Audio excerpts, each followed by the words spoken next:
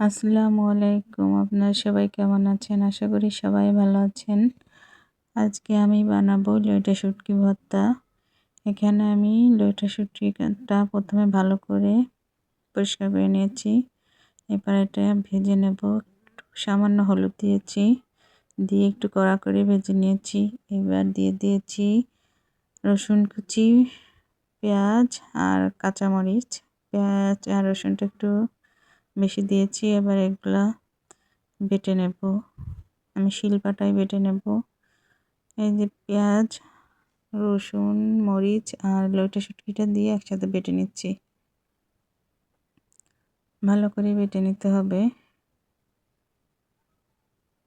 এবার দিয়ে দেবো ধনিয়া পাতা। ধনিয়া পাতাটা দিলে কি হয়, লইটা শুটকি ভর্তাটার একটা যে ঘ্রাণ থাকে ওইটা থাকে না, খেতে খুবই মজা হয় ধনিয়া পাতার জন্য। যাই হোক, বাটা হয়ে গেছে। এবার দিয়ে দেবো একটু লবণ। লবণটা দিয়ে আর একটু বেটে নেব। এরপর তুলে নেব।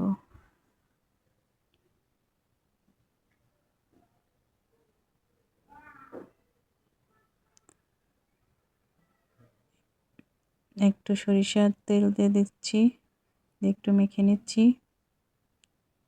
হয়ে গেছে আমার লইটা শুটকি ভর্তা।